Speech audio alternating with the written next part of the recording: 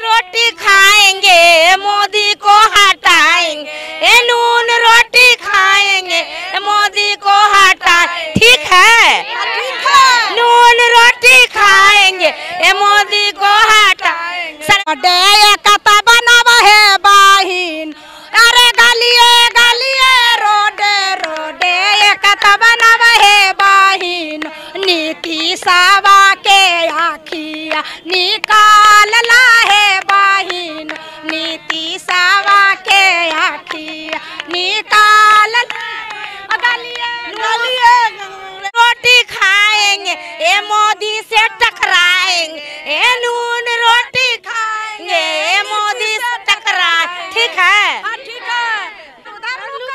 आदरणीय हमारे बिहार के भाइयों बहनों एवं मजदूर किसान साथियों, हम कृष्णा बेदर्दी आप सभी लोगों से कुछ कहना है। आप लोग अपने हक को खोते जा रहे हैं।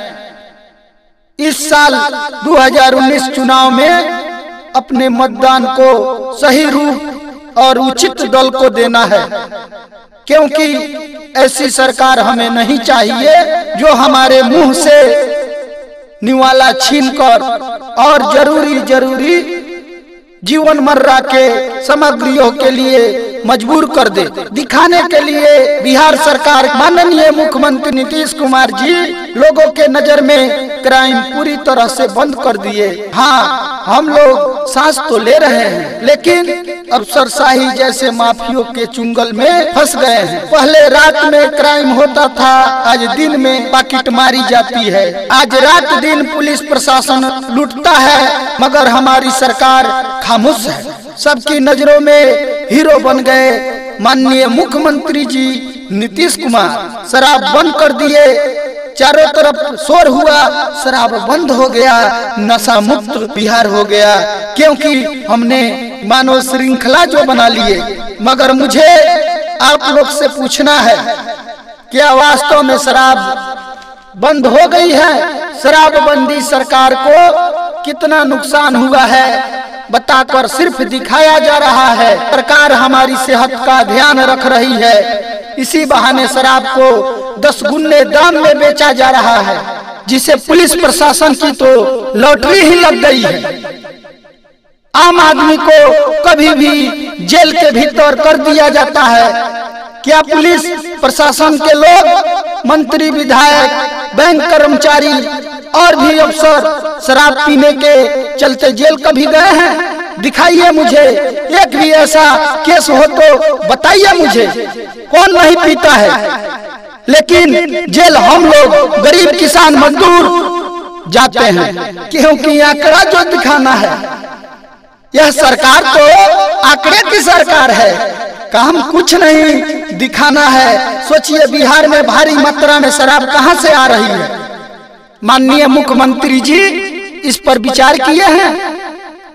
पीने और बेचने वालों को 6 माह की कैद और केस को ट्रांसफर कर दी जाती है, हाई कोर्ट तक भेजा जाता है। अब गरीब किसान मजदूर पटना में चक्कर काटते काटते किसी तरह बेल पर जुर्माना भर के घर आते हैं। पहले बड़े केस में सजा सुनाई जाती थी, आज शराब पीने वाला कुख्यात अपराधी है, सरकार के नजर में उसे कड़ी से कड़ी सजा दी जाती है। इधर प्रधानमंत्री जी कहते हैं कि हर घर में राशन पहुंचाना है और बिहार गरीबी मुक्त हो, और नीतीश कुमार जी राशन कार्ड से नामांकन कम करके बता रहे हैं कि बिहार की गरीबी मुक्त हो गई। आप बताइए, पहले आपको राशन मिलता था, अब मिलता है? क्या आप अमीर हो चुके हैं? आपके खाते में 1-1 लाख रुपया आ गया है? उज्ज्वला योजना से गैस आपको फ्री मिला है? नून रोटी खाएंगे मोदी को हटाएंगे, नून रोटी खाएंगे मोदी को हटाएंगे। ठीक है, नून रोटी खाएंगे मोदी को हटाएंगे। रोटी खाएंगे रोडे रोडे कता बनावा है बाहिन, अरे गलिए गलिए रोडे रोडे कता बनावा है बाहिन, नीति सावा के आखिया निकाल ला है बहिन नीतीशवा के आखिया निकाल नून रोटी खाएंगे ए मोदी से टकराएंगे ए नून रोटी खाएंगे ए मोदी से टकराए। ठीक है ठीक है भैया कहला से कुछ नहीं जब लग गद्दी से हटाए मन खुश न हो जब गद्दी से हटाए मन खुश न भाई जब नीतीश जी के न हटाए मन खुश न हो एने ओने लुकाइला से कुछ न हो एने ओने ऊंचे से कुछ न हो। लोग की आंखें कब खुलेगी? वोट देने के बाद, सरकार बनने के बाद किसानों का ऋण माफ हो रहा है। लेकिन किसान कौन है जिसके पास 2-4 एकड़ खेती की जमीन है, ट्रैक्टर है, चरपहिया वाहन है, वही सरकार के नजर में किसान है। 5 कट्ठा 10 कट्ठा जमीन वाले तो किसान नहीं है ना। सरकार की नजर में ये लोग 5 कट्ठा 10 कट्ठा जमीन वाले किसान नहीं है। सरकार के नजर में जमींदार ही असली किसान है। छोटे किसान तो उनके खेतों में काम करने वाले मजदूर हैं। क्या आप कभी सुने हैं कि एक भी जमींदार आत्महत्या किया है? मुझे एक नाम बताइए किसी भी जमींदार का जिसने आत्महत्या की हो। नहीं है। आंकड़ों का सारा खेल है भैया, आंकड़ों का सारा खेल है।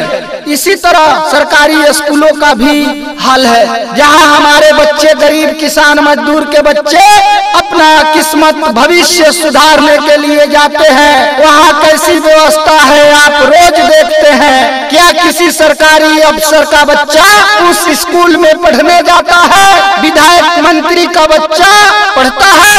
नहीं ना, क्योंकि गंवार टीचरों से स्कूल को भर दिया गया है। क्योंकि गंवार टीचर, गंवार बच्चे, क्योंकि अपना राज चलता रहे। आंकड़ों की जो सरकार है भाई, जो बच्चे उस स्कूल से पढ़ के निकलेंगे वो क्या सरकार की आंकड़ा जान पाएंगे? घोटाला समझ पाएंगे? नहीं ना, नहीं समझ पाएंगे। इसलिए स्कूल खोला गया है और बुद्धिजीवी शिक्षकों को रखा गया है। इसीलिए स्वयं उनके बच्चे इंग्लिश स्कूल में विदेश पढ़ने जा रहे हैं और हम लोग के बच्चे सरकारी स्कूल से पढ़ के निकलेंगे। देश का गणित बदल जाएगा, देश का इतिहास बदल जाएगा। भूगोल और विज्ञान की बात तो खैर आप छोड़ ही दीजिए, क्योंकि देश के लाखों बच्चे जो कुछ पढ़ रहे हैं उसे देखकर आपको हंसी आएगी, लेकिन हो सकता है कि कल पूरे देश को रोना पड़े, क्योंकि बच्चे ही देश का भविष्य कहलाते हैं। और हिंदुस्तान का भविष्य क्या पढ़ रहा है, क्या सीख रहा है और ज्ञान के नाम पर बच्चे जो कुछ याद कर रहे हैं वो कितना खतरनाक है, आप खुद देखें। देश के राष्ट्रपति का नाम क्या है? नरेंद्र मोदी क्या है राष्ट्रपति। क्या आपको मालूम है भारत में 3 प्रधानमंत्री हैं? प्रधानमंत्री मनमोहन सिंह, लालू, नीतीश। यूपी के राज्यपाल मुखर्जी साहब हैं।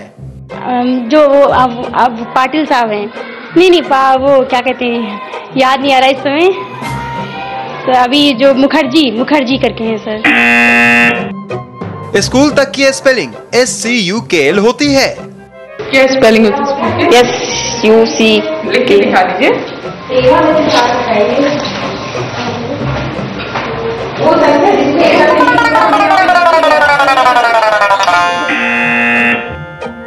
इंस्टीट्यूट की स्पेलिंग INSTUTE और कर्नल की स्पेलिंग KARNAL।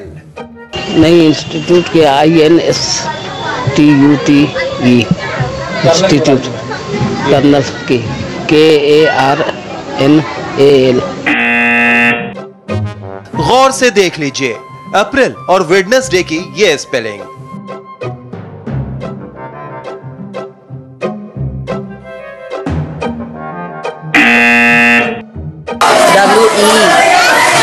WENDSA। तहलका के पूर्व संपादक और यौन शोषण के आरोपी तरुण तेजपाल विधायक थे। वो सपा के विधायक थे और रेप केस में उनका जो है नाम आ रहा है। राष्ट्रगान तिरंगा फहराने के काम आता है। राष्ट्रगीत जो है वो राष्ट्र के लिए और राष्ट्रगान जो है वो तिरंगा झंडा फहराने के। ये सारे जवाब सुनकर आपको हंसी आ रही होगी। ये जवाब छोटे बच्चों ने दिए होते तो बात हंसी में टाली जा सकती थी, लेकिन जवाब टीचर्स ने दिया है, इसलिए हैरानी और चिंता दोनों बढ़ जाती है, क्योंकि ये सरकारी टीचर्स लाखों बच्चों को ऐसे ही गलतियां पढ़ा रहे हैं। ये लाखों बच्चे के भविष्य के साथ बहुत बड़ा मजाक है। और ये सिर्फ एक स्कूल की नहीं, बल्कि यूपी और बिहार के सैकड़ों स्कूलों का सच है। देखिए बिहार से यूपी तक सरकारी टीचर्स का रियलिटी टेस्ट। सर्व शिक्षा अभियान के तहत देश के लाखों बच्चे सरकारी स्कूलों में पढ़ने जाते हैं। माता पिता ये सोचते हैं कि बच्चा रोज स्कूल जा रहा है, ज्ञान की बातें सीख रहा है और यही ज्ञान उसका भविष्य उज्जवल बनाएगा। लेकिन आज हर माता पिता बहुत गौर से देख लें कि उनका बच्चा जिनसे पढ़ता है वो टीचर कितना सही पढ़ा रहे हैं। तो सरकार 20,000 रुपया देगी काहे दुकान खोलने के लिए, और हम लोग कहते हैं सरकार जाग गई है, हमारी मदद कर रही है, देश बदलेगा, इतिहास बदलेगा, इसी चक्कर में रहिए।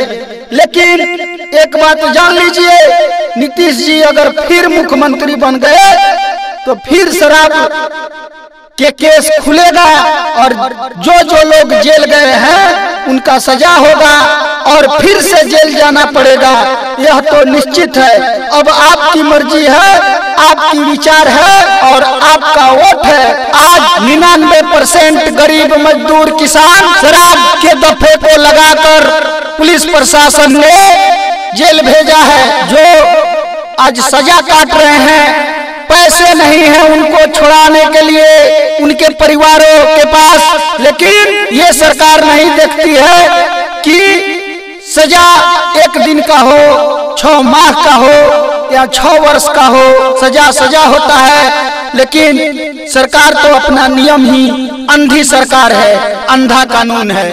हम तो यही करेंगे। धन्यवाद।